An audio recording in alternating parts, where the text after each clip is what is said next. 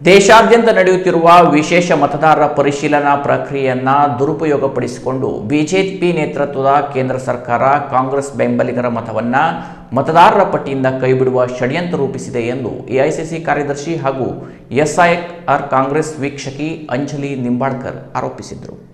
ಸೋಮವಾರ ಸುದ್ದಿಗೋಷ್ಠಿಯಲ್ಲಿ ಮಾತನಾಡಿದ ಅವರು, ಪಶ್ಚಿಮ ಬಂಗಾಳ, ಬಿಹಾರ, ಉತ್ತರ ಪ್ರದೇಶ, ತಮಿಳುನಾಡು ಹಾಗೂ ಗುಜರಾತ್ ರಾಜ್ಯಗಳಲ್ಲಿ ಕೋಟ್ಯಾಂತರ ಮತದಾರರ ಪಟ್ಟಿ ಹೆಸರುಗಳನ್ನು ಪಟ್ಟಿಯಿಂದ ಕೈಬಿಡಲಾಗಿದೆ ಎಂದು ಆರೋಪಿಸಿ ಚುನಾವಣಾ ಆಯೋಗವನ್ನು ಬಿಜೆಪಿ ತನ್ನ ರಾಜಕೀಯ ಲಾಭಕ್ಕಾಗಿ ದುರುಪಯೋಗಪಡಿಸಿಕೊಳ್ಳುತ್ತಿದೆ ಎಂದರು. ಇದಕ್ಕೆ ಸಂಬಂಧಿಸಿದ ದಾಖಲೆಗಳು ಕಾಂಗ್ರೆಸ್ ಬಳಿ ಇವೆ ಎಂದು ತಿಳಿಸಿದರು.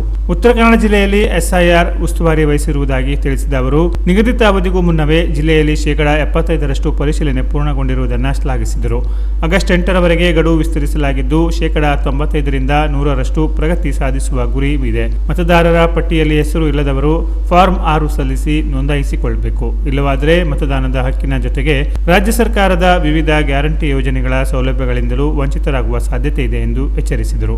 ಸಿರಸಿ ಶಾಸಕ ಭೀಮಣ್ಣ ನಾಯ್ಕ ಮಾತನಾಡಿ, ಮತದಾರರ ಪಟ್ಟಿ ಪರಿಷ್ಕರಣೆ ವಿಷಯದಲ್ಲಿ ರಾಜಕಾರಣ ಮಾಡಬಾರದು. ಯಾವುದೇ ಅರ್ಹ ಮತದಾರ ಮತದಾನದ ಹಕ್ಕಿನಿಂದ ವಂಚಿತರಾಗಬಾರದು ಎಂಬುದು ಮುಖ್ಯಮಂತ್ರಿ ಡಿಕೆ ಶಿವಕುಮಾರ್ ಅವರ ಆಶಯವಾಗಿದೆ.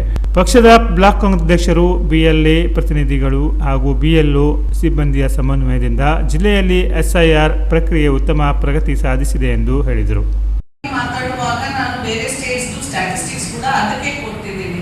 ಆ ಸ್ಟೇಟ್ಸ್ ಅಲ್ಲಿ ಬಿಜೆಪಿ ಸರ್ಕಾರನೇ ನಾವು they are claiming that we are doing it here, ನಾವು ಇಲ್ಲಿ ಮಾಡ್ತಾ ಇದ್ದೀವಿ ಅಂತ ಖಂಡಿತವಾಗಿ ಅವರು ಅಲ್ಲಿ ಮಾಡಿದ್ದಾರೆ ಅಂತ ಅವರೇ ಸರ್ಟಿಫಿಕೇಟ್ ಕೊಡ್ತಾ ಇದ್ದಾರೆ ನಮಗೆ.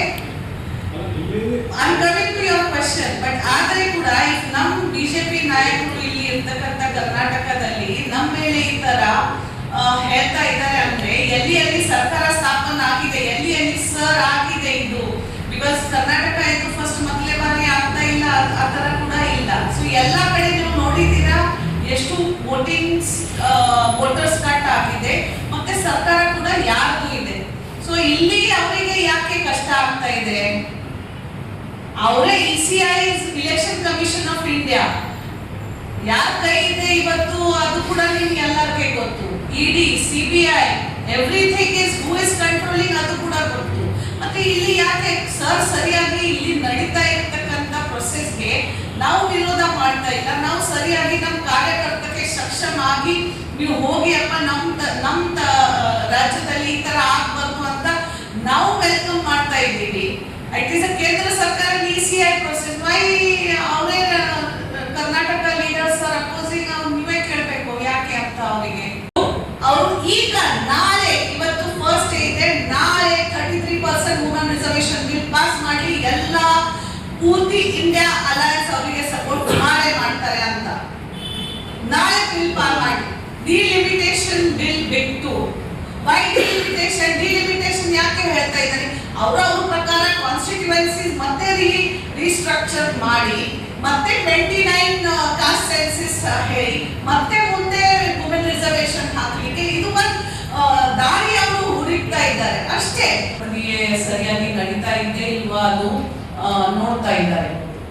ಬಂಧುಗಳೇ, ನಿಮ್ಗೆ ಎಲ್ಲರಿಗೂ ಗೊತ್ತು, ಇಡೀ ದೇಶದಲ್ಲಿ ಈ ಪ್ರಕ್ರಿಯೆಯಿಂದ ಪ್ರತಿಯೊಂದು ರಾಜ್ಯ ಇಂದ ಏನ್ ಲಕ್ಷಾಂತರ ಮತಗಳು ಕಟ್ ಆಗ್ತಾ ಇದೆ. ಲಕ್ಷಾಂತರ ಮತಗಳು ವೋಟರ್ ಲಿಸ್ಟ್ ಇಂದ ಇವು ಬಿಜೆಪಿ ಸರ್ಕಾರ, ಕೇಂದ್ರದಲ್ಲಿ ಇರ್ತಕ್ಕಂಥ ಬಿಜೆಪಿ ಸರ್ಕಾರ ಮುಖ್ಯವಾಗಿ ಎಲ್ಲಿ ಕಾಂಗ್ರೆಸ್ ವೋಟರ್ಸ್ ಇದ್ದಾವೆ ಅಲ್ಲಿ ಕಟ್ ಮಾಡಲಿಕ್ಕೆ ಬಹಳ ಪ್ರಯತ್ನ ಮಾಡಿದ್ದಾರೆ.